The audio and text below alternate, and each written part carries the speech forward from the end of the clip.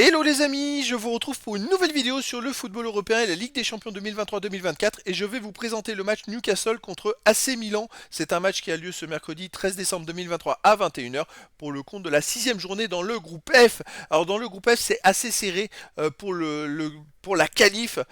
Donc on va revenir sur ce classement de ce groupe F avec les statistiques des deux équipes et résultats. On verra ensuite le classement des meilleurs buteurs et passeurs de cette Ligue des Champions avec les meilleurs buteurs et passeurs pour ces deux équipes. Puis on enchaînera par les 10 derniers résultats, toutes compétitions confondues et les stats, et on terminera par les compos d'équipes probables et tactiques éventuelles, ce qui nous permettra d'avoir une idée, une tendance à ce match. Pour ceux qui souhaitent voir ce match à la télé, sachez que vous pouvez le voir sur beIN Sport 1.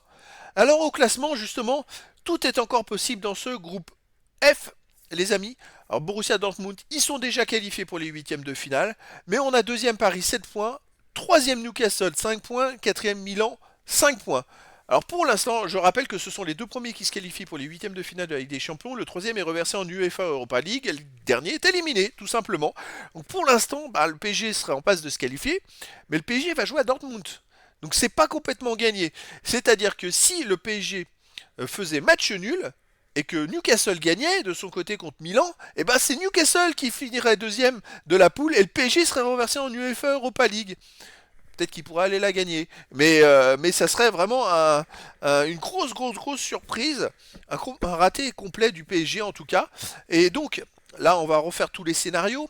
Alors, on va parler surtout de Newcastle, AC Milan. Donc, pour que Newcastle se qualifie pour les huitièmes de finale, on va pas parler encore de la troisième place, il faut qu'il batte Milan et que derrière le PSG ne gagne pas à Dortmund. Ça laisse une possibilité. Pour que Newcastle se qualifie pour l'UEFA Europa League, il faut finir troisième. Dans ce cas-là, il faut qu'il ne perde pas contre Milan. Une victoire de Newcastle contre Milan, une victoire du PSG, de son côté, ça ferait Newcastle troisième quand même. Et un match nul, Newcastle reste troisième au goal average particulier. Alors justement, c'est ce que je voulais aller voir. Il y a eu 0-0 au match aller à Milan, mais Newcastle a 0 de goal average et Milan a moins 4 de différence de but. Donc voilà, c'est Newcastle, c'est à l'avantage de Newcastle. Pour Milan, même chose. Si Milan veut se qualifier pour les huitièmes de finale, alors c'est encore possible, ça va être un peu plus compliqué. C'est-à-dire qu'en fait, ils ont perdu 3-0 à Paris, ils ont gagné 2 en match retour, mais ils n'ont pas l'avantage des confrontations directes. Donc dans ce cas-là, il faudrait que Milan gagne à Newcastle et que le Borussia Dortmund batte le PSG. Et dans ce cas-là, Milan peut encore se qualifier. Ça va être un peu plus compliqué, hein. Et sinon, si Milan veut de toute façon rester en Coupe d'Europe, ils n'ont pas le choix. Il faut gagner à Newcastle et après espérer éventuellement la défaite du PSG. Et sinon, ils seront reversés en UEFA Europa League. Voilà tous les scénarios. Au niveau des buteurs, on a des joueurs à un but pour les deux équipes. Et j'ai pas d'informations pour les passeurs décisifs pour l'instant. Au niveau des deux derniers résultats, toutes compétitions confondues, Newcastle, c'est pas terrible, là. C'est 4 victoires de nul, 4 défaites, 13 buts marqués, 15 encaissés, moins de 2 de différence de but. Newcastle reste sur deux grosses défaites à l'extérieur, à Everton 3-0, à Tottenham 4-1. Bon, chez eux, reste sur une victoire contre Manchester United 1-0, une victoire contre Chelsea 4-1, une victoire contre Arsenal 1-0. Par contre, chez eux, Newcastle, ils sont intraitables, ils sont très forts. L'AC Milan, de son côté, sur les 10 derniers matchs, c'est 3 victoires de nul, 5 défaites, 13 buts pour, 17 contre, moins 4 de différence de but. C'est pareil, ils sont très irréguliers, ils gagnent, ils perdent, ils gagnent, ils perdent. Il n'y a pas de continuité. À l'extérieur, sur une défaite à l'Atalanta de Bergame 3-2. À Lecce, ils ont fait 2-2. À Naples, ils ont fait 2-2. Voilà, c'est bon.